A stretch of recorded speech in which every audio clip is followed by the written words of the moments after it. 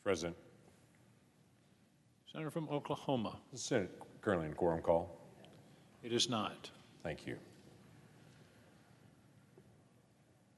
Mr. President, in November of 2017, spent some time in western Ukraine, sitting down to be able to have a meal, to be able to talk with a group of Oklahomans from the 45th Infantry, the Oklahoma National Guard. Some had been in Ukraine since January of that year. They were still there in November.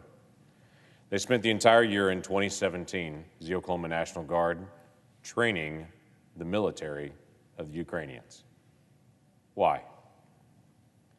Because Russians in 2014 had moved into Crimea and had crossed the border into the eastern part of Ukraine in what's called the Donbass and taken over two different areas that they said were separatists that were doing it. They're Russian speakers, so they clearly should be under Russian domination. And they moved in.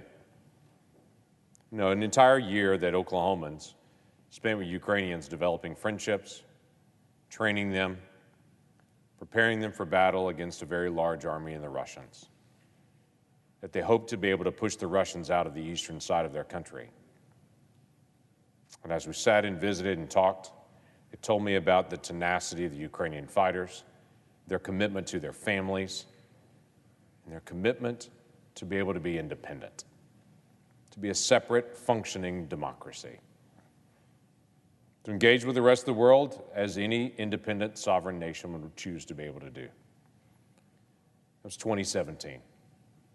To Oklahomans, this conversation about Ukraine and the Russians surrounding Ukraine on three sides is not theory.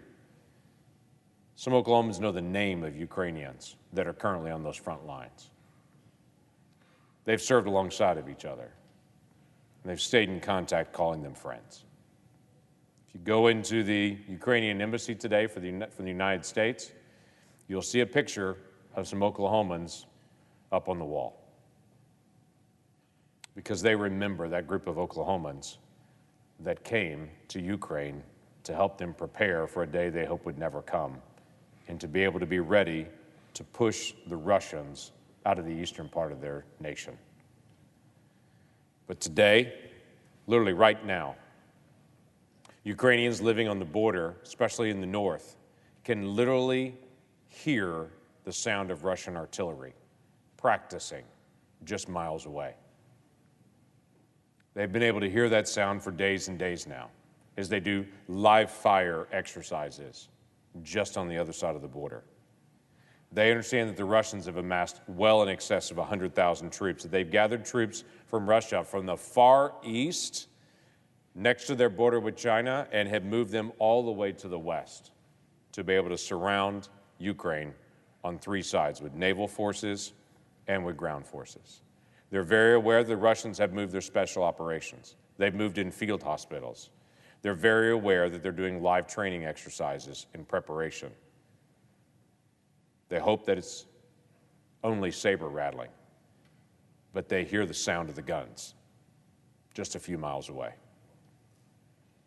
It's interesting to hear the Russian perspective, even within the last 24 hours, as Russian diplomats spoke to the BBC just in the last few hours.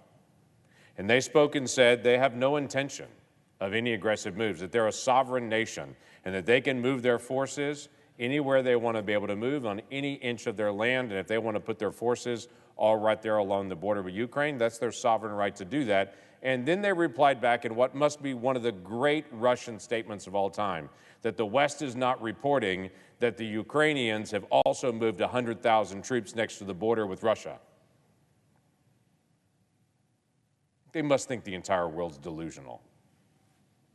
As a Russian diplomat called it myth that the Russians intend to do aggression, and said they would only move into Ukraine if they were provoked. Now, mind you, United States intelligence just released publicly just a few days ago a plot that the Russians had, that they had already created a film, a movie, if I can say it that way, a newsreel, that they had staged a Ukrainian attack on Russians and had laid out actors that looked as if they were dead, had set up all of these Ukrainian implements from war and set all these different vehicles around and burned out Russian tanks so that they could show the world that the Ukrainians actually attacked them first. Except our intelligence actually exposed that plan.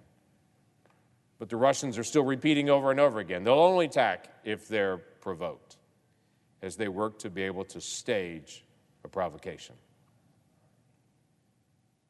People forget in the world that when the Russians are in Belarus, they're a half-day drive from Kyiv, but they're also a half-day drive from where they're stationed right now, from Warsaw.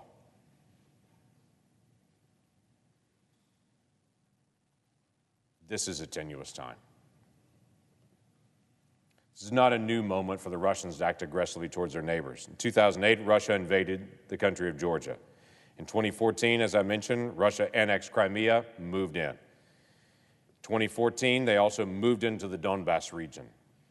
During that time in 2014, Russians, in July of 2014, from the Russian 53rd Anti-Aircraft Brigade, launched an anti-aircraft weapon against MH17, a passenger aircraft flying from Amsterdam to Malaysia, not even coming to Ukraine. They launched an anti-aircraft weapon against that flight flying over Ukraine, and the Russians murdered 298 people because they flew over an area that they were working to be able to overtake. It's clear. The Russians in their aggression and Putin in his intent to make sure the whole world pays attention to him and shows that he's a powerful man because he can round up the entire world to be able to look at him when his economy is literally in tatters. Russia's gross domestic product for the entire country is smaller than the state of Texas gross domestic product. Yet with his nuclear weapons and his disproportionate allocation to his military and his control of oil and gas in the region, he continues to be able to saber rattle and force the world to be able to look at him. The whole while declaring that he's sovereign and he can move troops anywhere he wants to move, but also, by the way, Ukraine's not sovereign enough to be able to make a decision about their own defense. Demanding that Ukraine never become a member of NATO.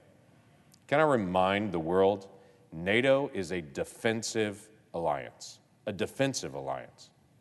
The NATO alliance exists, and it's an incredibly successful alliance. The NATO alliance exists to be able to react if they're attacked.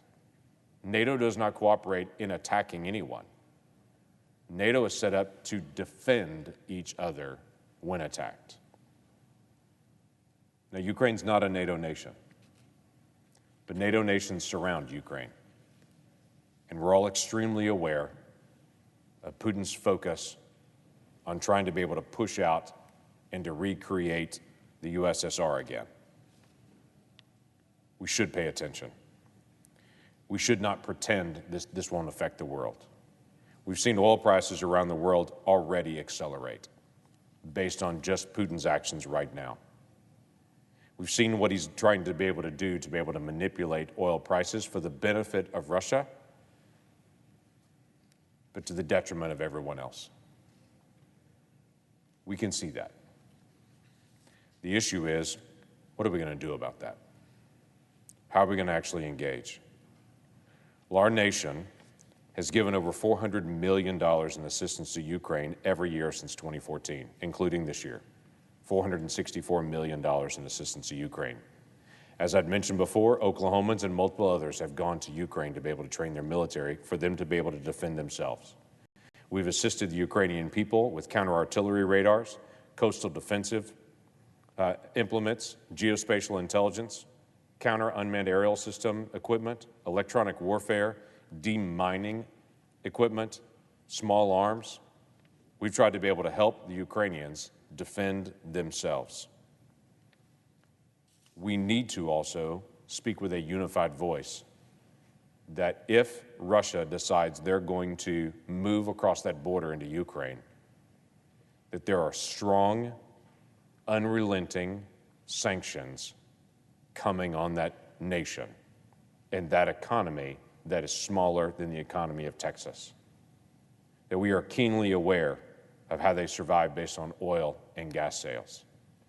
And we are well prepared to be able to fill in the supply from other nations that are buying from Russia, that they would be welcome to be able to buy from us or from any other nation ready to be able to sell to them, to be able to supplant what Russia is choosing to do, to be able to use energy as a leverage point on every country in the region to say, don't respond or we'll cut off your energy.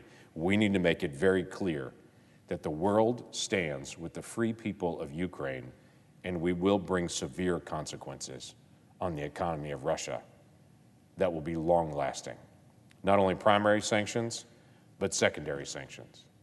In other words, if individuals choose to be able to do business with Russia, they have to choose. They can either do business with Russia or do business with the United States of America. You can't do both. You have to pick.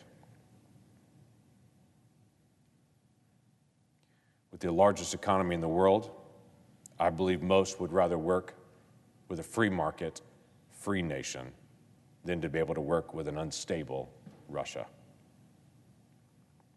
But we should be clear. Russia has gone back on its word in the Minsk agreements.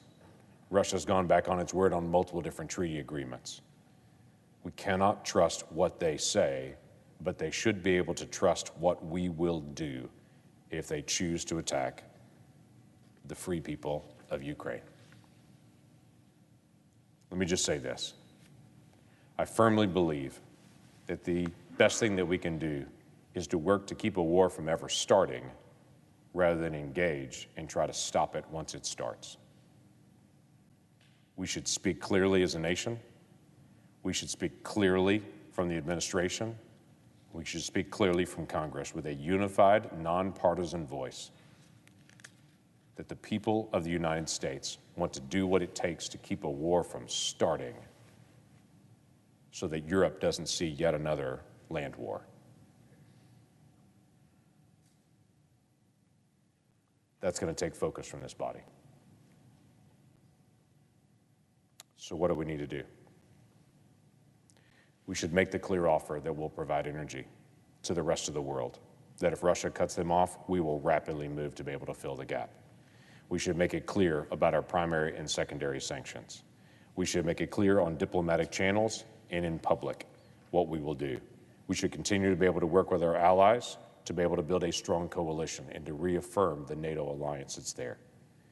We should continue to be able to make it very clear to Russia, if they choose to be able to move into Ukraine, it will be not only economically disastrous, but NATO is well prepared to be able to defend our alliance.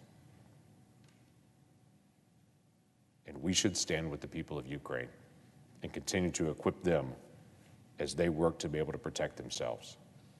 People of Ukraine, in the times that I've been there, and I've been there several times, the people of Ukraine will be glad to be able to drive you through Kyiv and point out the places where they fought for their independence. They're a proud people that do not want the Russians taking over their country. And they have fought for their independence once, and they're prepared to fight for it again. They should know we're prepared to stand next to them. Let's pray for the people of Ukraine, who right now hear the guns practicing on the other side of their border. Let's pray for peace, but let's also do the work to build the groundwork for peace as well. With that, I yield the floor.